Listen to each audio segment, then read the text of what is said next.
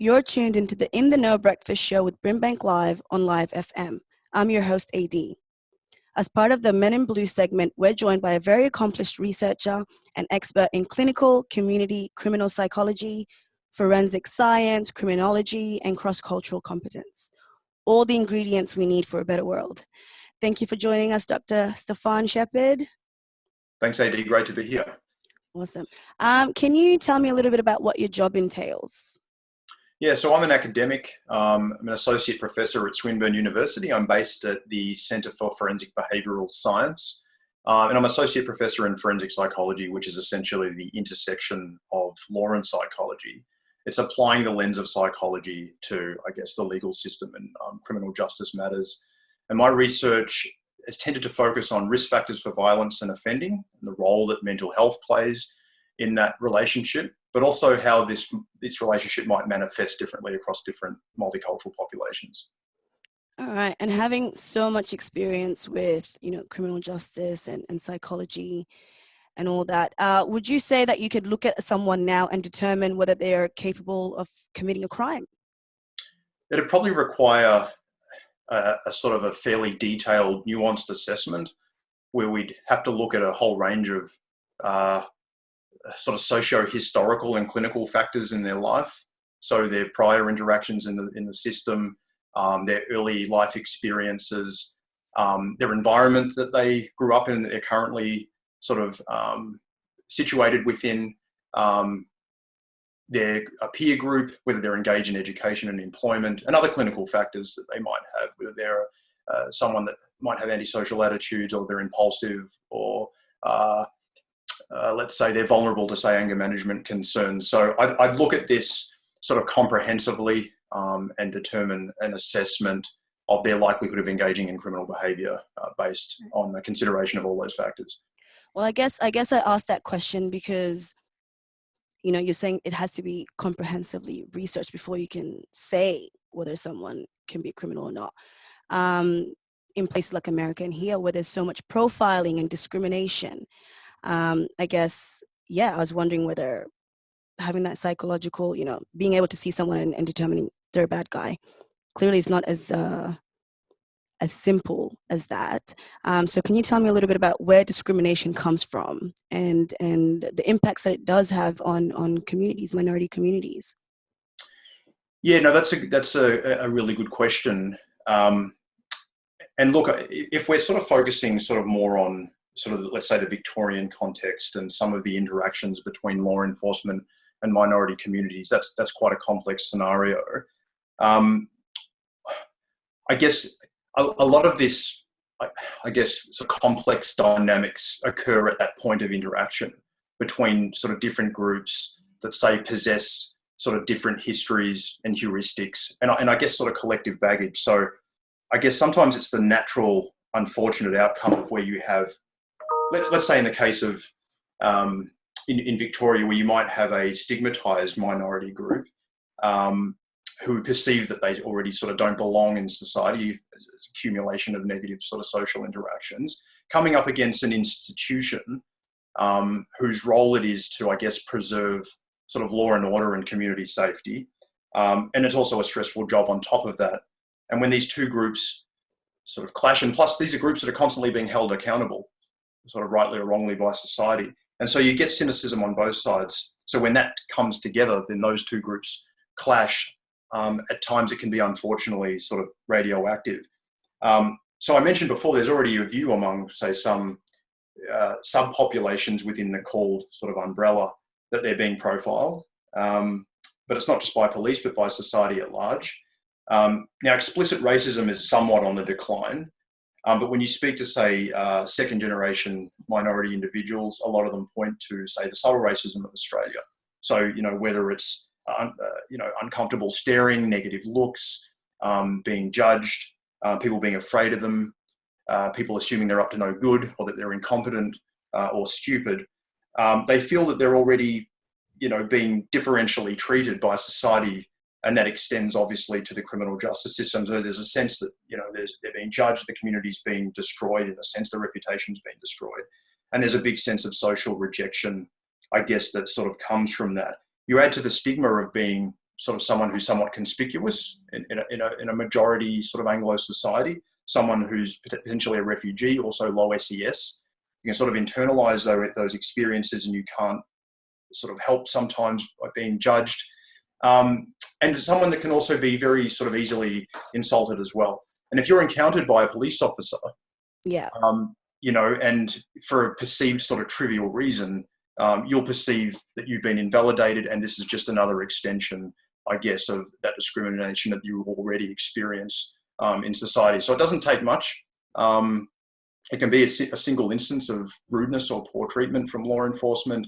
And for someone like that, with that particular background and social experiences, you can delegitimize, you know, that I guess, institution, I guess, as it were. On the other hand, though, and sorry, I'm belaboring this point quite a bit, but on the other side of the coin, you've got police officers, and I think a lot of people underestimate the harsh reality of that job as well. You know, you know, there's undoubtedly incidences of overzealous, you know, aggressive policing where there's sometimes terse encounters, and sometimes unjustifiable. You know, we've got to remember sometimes as well that even when it is justified, you'll get alleged perpetrators who feel that they've been targeted. And a lot of the time, police are responding to, let's say, information from the community, and they're called out to address a particular incident.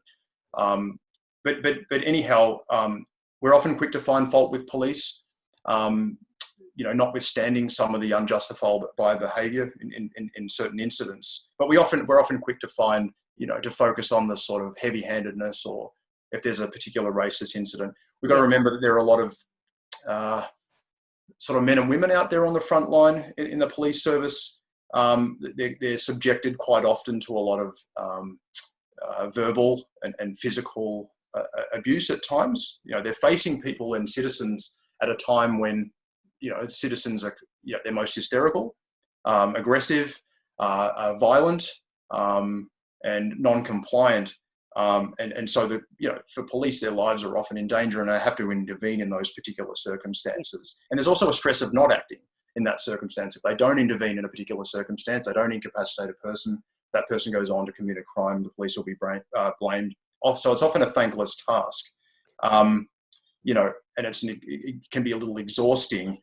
And so when you think of those two groups coming together, sometimes those sort of clashes are almost unavoidable. That's not to say that we can't always improve those interactions. We need to ensure that those interactions are always fair, and that people are treated with dignity and procedural fairness. That's where so I wanted to talk about intergenerational trauma as well, because for me, as someone who I feel is a law-abiding citizen, who shouldn't have any issues, when I see a police officer, say when I'm in the train with a valid ticket and no issues, I'm not doing the wrong thing, I still have this unexplainable sense of fear. Can you try and explain from a psychology point of view where this distrust, you know, where it came from? Like, I understand that obviously coming from an African background and African youths, we have been subjected back home to, you know, fractured relationships with police and people of authority because there's so much corruption. But I can't say that I personally have had an encounter. So where does my fear come from? Is it just a deep-rooted psychological thing that we've been conditioned over the years? Is there something to it? Yeah, I think it's a combination of a whole number of things. So I think, first of all, if you're a member of a group and that group has been, a small number of people from that group are over involved in the system, then police, you know, will be intervening more so in that particular group. And it should be focused more on targeted focus on those who are the high-risk individuals who already are justice involved. Sometimes that can spill out into the general community for people from that particular background. And we know from community surveys that particular core groups are stigmatized, or are not just by society, but there is a perception that they're targeted by police. So that might filter through the whole community. Then, as you mentioned, I think people might carry with them an inherent mistrust of authority or law enforcement as a result of experiences in their countries of origin, where there was corruption or deliberate kind of profiling by people that were in charge of authority. So that might be carried over to some extent into sort of, Western cosmopolitan society. And it might be heightened too, of course, when you're from a member of a group where there is some level of overrepresentation. So there is already discussions around sort of police, potentially heavy-handedly focusing on certain members of that particular group, which can spill out, of course, into those who are law-abiding as well. I think it's potentially the accumulation of negative social experiences that some minority groups already encounter in general life. So that feeling might come, just feeling invalidated, or just feeling discriminated against, or made to feel that you're sort of different and don't belong. So with that comes a kind of a natural, or I guess an initial hostility towards mainstream kind of relationships. Yeah. And that might extend obviously to law enforcement as well. All right. You're listening to the In the Know Breakfast Show with BRIMBANK Live on Live FM. I'm your host, AD, and I'm joined with my guest, Dr. Stephan Shepheard. Dr. Shepheard, can you tell us some ways or strategies that we can use to bridge this gap of distrust between CALD communities and the police and people of authority? Yeah, I think the Victoria Police have already made some inroads. There's a lot more work to be done, but there has been some efforts. For example, there's been a proliferation of multicultural liaison officers and community liaison officers that work with police and communities as well. I think diversifying, those kind of fields is a good way to go. Diversifying those fields, like yes. Yeah. Okay. Yeah, exactly. And I think that's another a policy. There's been, I think, fairly aggressive recruitment drives to inject diversity into the service, as you just said. So you've got the multicultural liaison officers. You've got this recruitment drive to get more CALD individuals into the service. I think we're seeing a more of a diversification than when we had sort of 20 years ago, at least. We've seen task forces that have been set up, to work with particular communities to address some of those particular concerns. At least I think from leadership, we've seen a strong stance against profiling and racism within the service. So that I guess that's more of well, publicly we've seen that from leadership. There's also been some level of cultural training, whether that's effective or not, I don't know, but I know that it's been implemented over the years. And I think from memory, during the media hyperventilation of 2016, post Moomba, where, there were sensational headlines that were racialized in nature, Victoria Police at least publicly tried to nuance that issue, and they actually provided quite a measured response. So they weren't quick to racialize the issue, at least publicly. They played down the extent to which a certain group might have been involved. And I think they were just a little more nuanced on the issue. And they also received some criticism from the media as well for not calling out specific CALD groups. And I think Victoria is really leading in this department compared to the rest of Australia in really trying to tackle this discrimination issue and trying to be, go against the grain, even when it's the difficult route. So it's really great. Sure. I think the Victoria Police have worked very hard on their public image. And as we were just saying, I think there have been some mechanisms to try and improve their service. I think there are some other things that could probably be done to work on improving relationships. And I think I sort of touched on this earlier, and this is sort of strategies to target, offending at the micro level. So really focusing on individuals who are sort of high risk repeat offenders rather than allowing that to spill out into the entire community. And I guess one thing, if you do set up a task force, which is a good thing, it can also inadvertently stigmatize the group, because you're kind of saying, well, we have a whole approach just for this entire community. So in effect, I guess there's an unnecessary stigmatization of that particular community that rather than focusing on, let's say, the specific high-risk individuals, so it can sort of net widen unintentionally. It's a double-edged sword. Yeah, I suppose so. Yeah, and I think one other thing is that police should be focusing on problem solving as well. So understanding that you can't arrest your way out of a situation. That's it. Particularly if there are entrenched sort of social challenges, you really want to be working with trusted community partners, so that we trusted community partners. So when you are coming into contact with young people who are at risk for justice involvement, that you are also diverting them into, community groups and other pathways, so that they desist from crime. And it's not just a sole sort of punitive approach. Yeah.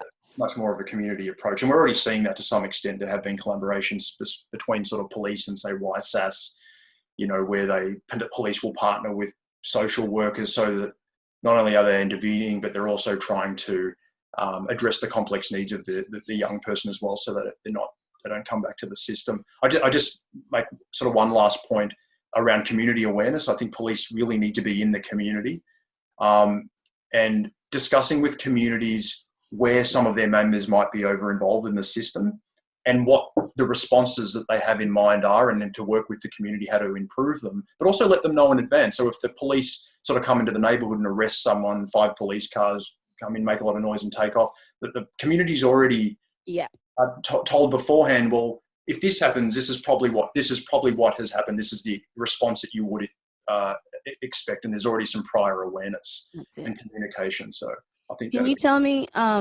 why you personally chose to go down this line of work? What was it that inspired you?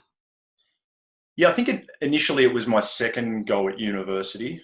I enrolled out of high school initially, and that didn't pan out very well. And I spent a couple of years just doing odd jobs. I had a second attempt at university. This time I enrolled in a criminology degree at Monash University. I didn't know a lot about it at the time. However, I think that by the end of that degree, I was fascinated on why people enter the justice system, and why you might have 2 people in fairly similar social situation or social circumstances or life circumstances, and one devolves into offending, and the other sort of goes down the more pro-social route. And what underpinned that? Was it luck? Were there particular risk factors that one had more compared to the other?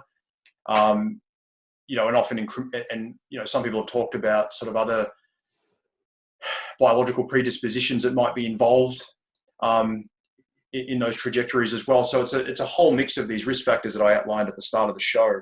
And I guess it's that drove me to want to explore that further. I also like writing. So when I finished that degree in criminology, I ended up doing a master's in journalism. I was hoping to be a journalist and write about offending. And so at the end of that degree, I was reasonably accomplished at writing about youth crime. And sort of after that, I kind of worked in the criminal justice system briefly before an opportunity came up to do a PhD in forensic psychology. So I was able to continue that trajectory through research. I'll definitely say accomplished is the word, because when you type your name on Google, wow, the list of things you've done so far, like wow. So keep up the good work. I love that. I would really love to finish the show off with 3 things that you're grateful for, because I think that's really important. Oh, that's an interesting question. I'd say my parents were a huge influence on my life. So even when I sort of strayed beyond the parameters that they were expecting of me, they always brought me back into line, and they instilled a discipline and empathy in me that I think still exists today. So I do credit their influence on me. Probably the support too from mentors in my field, like say Professor Jim Ogloff, the Centre for Forensic Behavioural Science. I don't think I'd be in the position without his trust in me as an academic, the latitude that he's afforded me to explore these cross-cultural issues. Because in my field, cross-cultural issues were essentially non-existent. Yeah. So he gave me that space. to really further out that particular area and get us thinking about, how people from different cultural backgrounds experience the justice system. Sorry, what was it? I've lost my train of Three. So you've done two. Your Three. parents, your mentors. What am I grateful for? Yeah, look, I guess it's just a support of friends and colleagues along the way. I've had a small group of friends and acquaintances that have always been very supportive of my work, that put up with, my intellectual combativeness. And, I'm quite argumentative, and I like to debate these sort of big picture social issues. So they've had to put up with me and my opinions, but they've also helped me refine my outlook and nuance my beliefs over time. So I'd probably say sort of friends and acquaintances, including yourself, AD. Oh, thanks, man. I'll take that. All right. Well, thank you so much for agreeing to jump on and talk to us a little bit about, the psychology of distrust and how we can, bridge those gaps to try and be a more harmonious community. And hopefully it's 100 and we don't have to study this anymore because it'll be a reality. That'd be great. Thanks, AD. Thank you so much. You have a good day. You were listening to In the Know Breakfast Show with BRIMBANK Live on Live FM. I'm your host, AD, and we were speaking to Dr. Stephan Shepheard.